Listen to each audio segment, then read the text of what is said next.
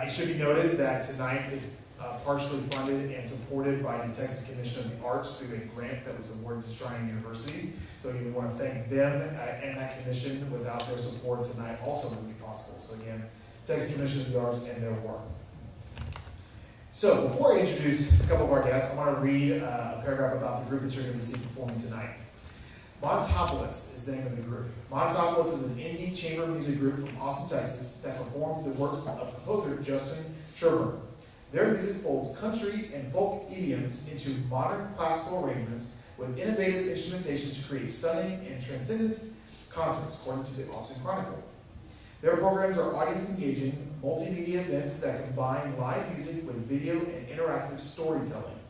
Their most recent albums, Music for Enchanted Rock, which are going to be seen performed tonight, and The Legend of Big Ben, are themed around Texan ecological points of interest. Montopolis will continue to be inspired by and draw attention to the natural wonders of our state, country, and planet. The Montopolis musicians include members of the Austin Symphony as well as other chamber groups in the Austin area.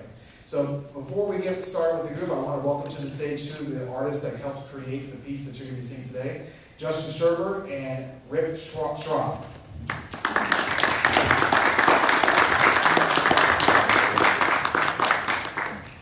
Thank you, gentlemen, for joining us. My pleasure. Thank you for having us here. You're a wonderful venue and university.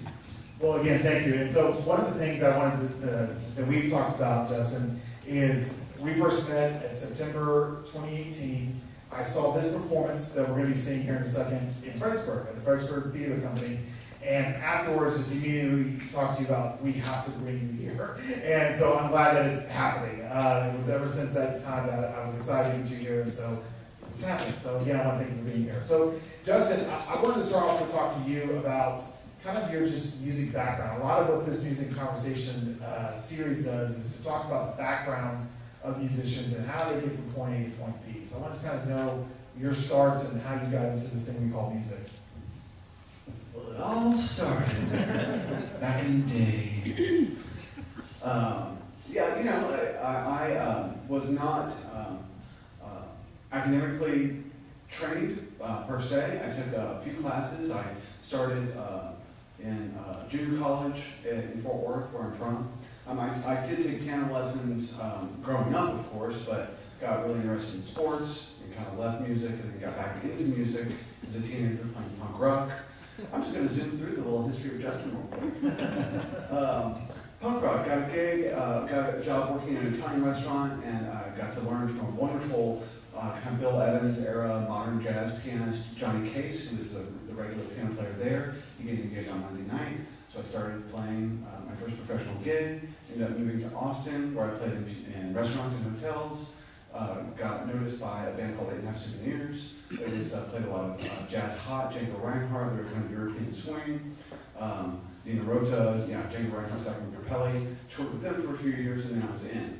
I couldn't do anything else because I got to be on a tour bus and travel. A lot of jazz backgrounds is what I'm hearing. Yeah, well, that's a start. It's a good entry point. It's a great way to learn your instrument and learn how to be a band leader and communicate and improvise. And just, to me, jazz is, well, it's a great American art form, but it's also a way to learn how to play and how to structure things and just learn how to be a musician. So I did that, and then started my own jazz band that was more in the vein of like 20s and 30s, Fats Waller era, Duke Ellington, that kind of thing, and also taught me a lot about being a band leader. And then I started working with filmmakers and theater, and actually composing music, and that's a whole own set of things that you can learn from that.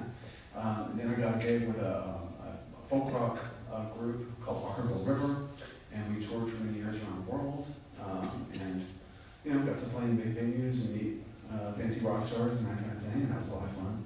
And then gradually, started, this group that you're seeing tonight started as a band that did live scores for silent films, and that enabled me to practice my film scoring and work with more chamber musicians.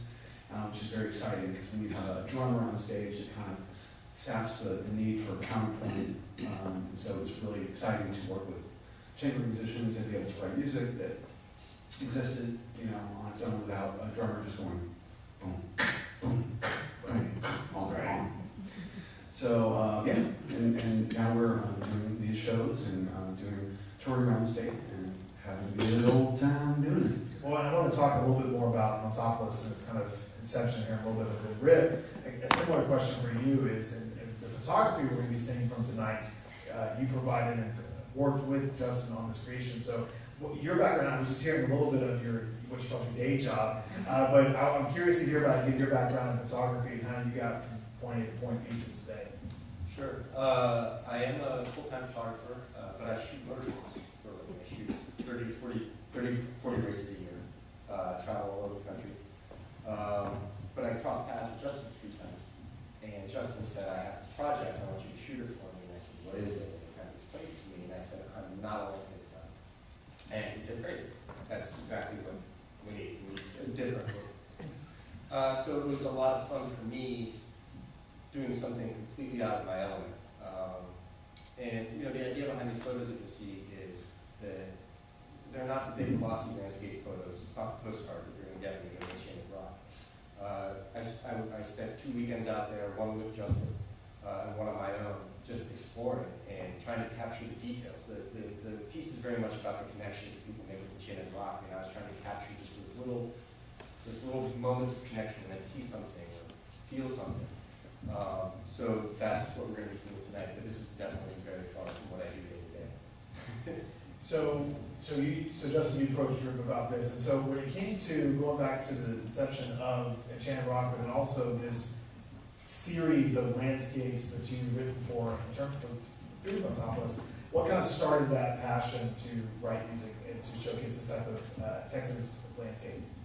A filmmaker named Ennio approached me about doing a soundtrack to a film called Yacona. And Yacona is about the San Marcos River. And I did the soundtrack that went into the film. And he knew that I performed these scores to silent films. And he said, why don't you do that with this new film that we did? Because there was no dialogue in the whole movie. It was just all beautiful images of Central Texas and the San Marcos River. So we did that, and it was a great success. And that was really inspiring, so I just thought, why not continue the series? And that immediately, I moved to Enchanted Rock.